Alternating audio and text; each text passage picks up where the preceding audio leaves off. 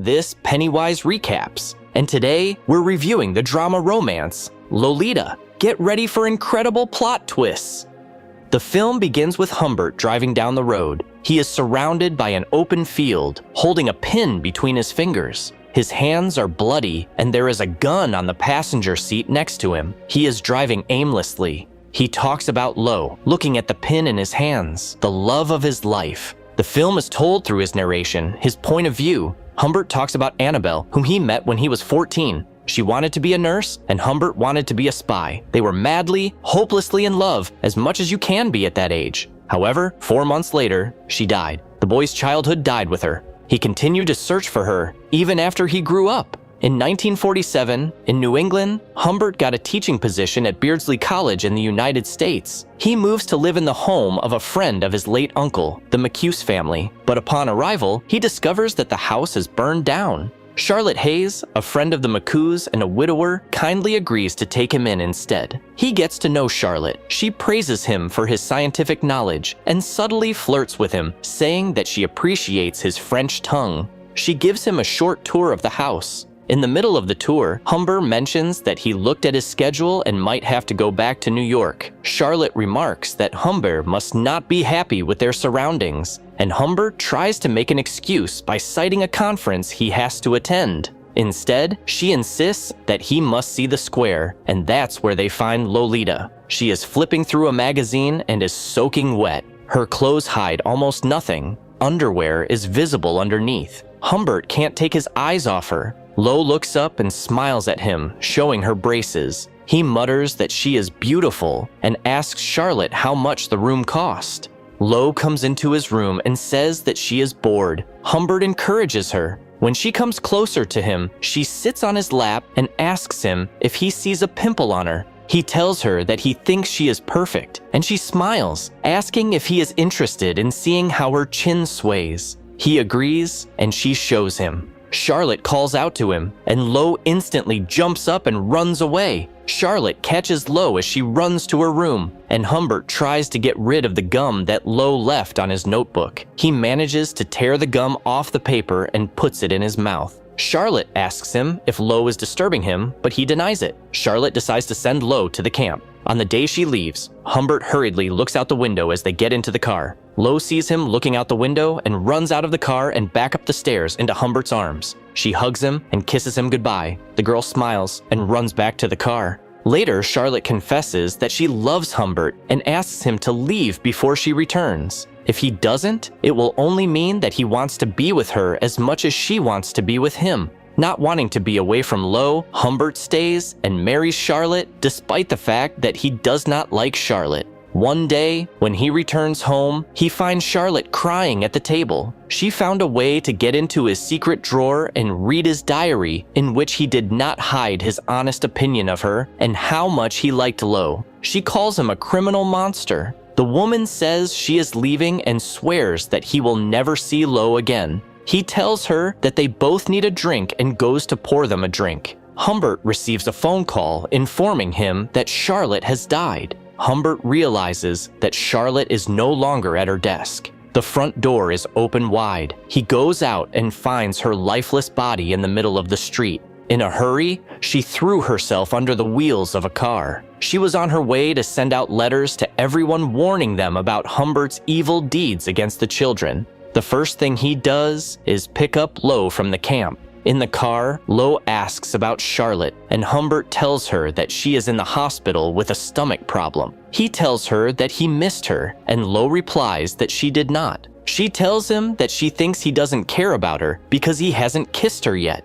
They parked on the side of the road, and Lo immediately climbed into his lap so they could kiss. At the hotel where they are staying, Humbert talks to the receptionist, and Lo crawls up to the dog and plays with him for a moment before the mysterious owner remarks that his dog doesn't like many people, but surprisingly likes Lo. She asks him what kind of people the dog likes, and he replies that it likes nice people like Lo. While Lo is getting ready for bed, Humbert goes outside. He runs into the man Lo was talking to earlier. He tells him that Lo is her daughter, but the other man knows he is lying. He asks about Lo's mother, and Humbert tells him that she is dead. The man invites them both to lunch tomorrow, but Humbert declines and says they will be leaving soon. Humbert leaves and feels that this meeting was strange. The next morning, Lo woke him up and told him about all the secrets she had been making in the camp.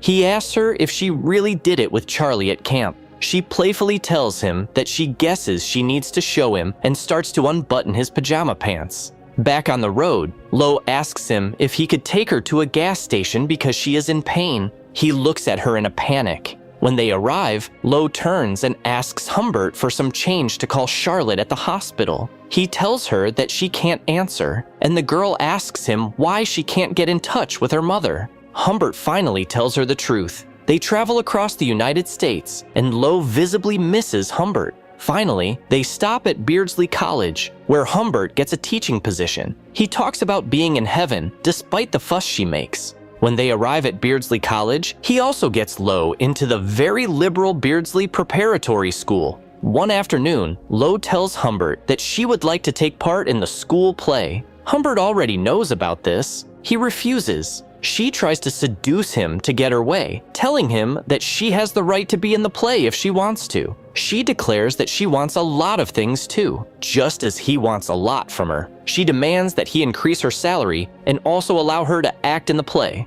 Humbert sees Claire Quilty when he comes to Lo's rehearsal for the play. This is the man they met in the hotel when they first started traveling. He is a playwright and is in charge of the current play. The relationship between them grows increasingly cold as Humbert begins to buy her favor. He thinks she is saving every penny to get away from him. The man finds out that Lo has missed her last 2 piano lessons. He asks her what she was doing, and she explains that she was rehearsing a play with Mona. He calls Mona, and the girl admits that they rehearsed in the park. Humbert doesn't believe her, and they start to fight. He accuses Lo of trying to run away from him, which she does not deny. He demands that she return the money he gave her, but she says she earned it. He beats her. She asks him to kill her the same way he took her mother's life. He asks her to stop, but she refuses and continues to accuse him. She screams and runs away from him. Humbert finds Lo at the pharmacy. Lo quickly tries to hide the fact that she was on the phone. She tells him that she has been trying to reach him since she made her decision. She wants to leave Beardsley and go on another journey, but this time she chooses where they go. He agrees. Lo decides that they need to get to Weiss in a week. Humbert asks why, and Lo explains that they have to see the ceremonial dances in the magic caves. In 2 weeks and 4 days, they have to be in Elphinstone to climb the Red Rock. She shows Humbert the map and says she is very excited. On the way, Humbert notices that they are being followed. He asks her to write down the license plate number and realizes that a detective is following them. Humbert becomes paranoid, unable to keep his eyes on the road. One day, he keeps looking over his shoulder, and as a result, they get a flat tire. When he goes to fix the tire, a car that was following them stops a few feet away. He decides to argue with the driver, but realizes too late that Lo has taken control of the car and is driving away. He catches up to her because she wasn't going fast enough and orders her to hit the handbrake. She tells him that he should be grateful to her because she stopped the car. Back on the road, Humbert asks Lo to give him the notebook on which she wrote down the license plate number. He discovers that she has forged what she wrote. He says her name and slaps her hard as she faces him. She gets out of the car and runs away in frustration. Humbert catches up with her and apologizes. They drive to Crawford's cottages on Lake Point and stay there for the night. He goes out to the barber shop and hears on the radio that Quilty can't be in the studio because he's in Vance. When he returns to their room, he finds Lo in a mess with dirty feet and smeared lipstick. He tells her she's been out, but she lies to him, saying she just got up. He throws her on the bed and begs her to tell him the truth.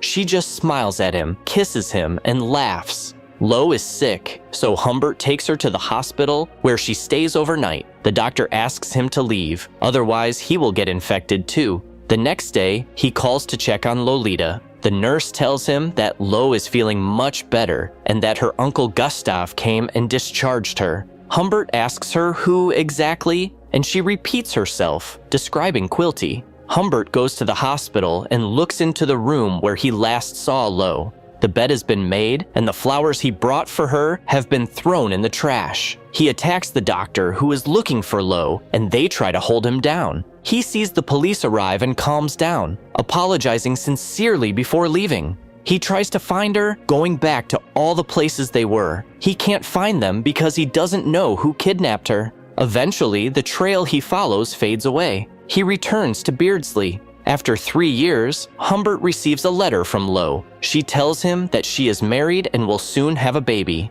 They need help, and she asks for money to help them survive. She shares that she has experienced a lot of grief and hardship. Humbert goes to see Lo and finds a mature version of her. She greets him warmly, and he notices that she is injured. Lo invites him in. She realizes that he is still looking for the man who kidnapped her and explains that her husband had nothing to do with it. He gets up and says he will find out for himself, and she is surprised that he really doesn't know anything. Finally, she tells him that it was Quilty. Lo tells Humbert that Quilty was the only man she was truly crazy about, and Humbert asks her about the feelings between them. She gets up and goes to the kitchen. Humbert follows her. He asks where Quilty has taken Lo. She tells him that everyone knew that he loved little girls so much that he filmed them in his mansion. Lo refused to film any of them and told Quilty that she was only interested in him.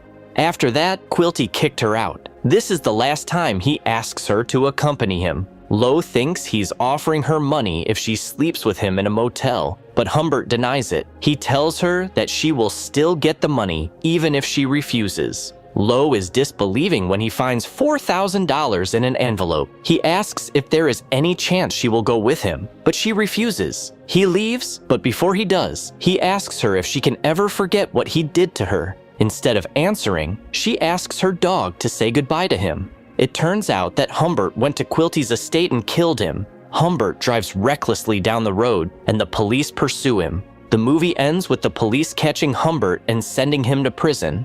There, he dies of coronary thrombosis, and Lo dies the following month from childbirth. It is important to note that most of the movie is told from Humbert's point of view, who had a distorted view of Lo's feelings for him. Lo was actually manipulated and used by him throughout their relationship. The movie itself is very mild compared to what really happened. Thank you for being with us. Subscribe to the channel, like us, and be sure to click on the bell to stay up to date with our new videos.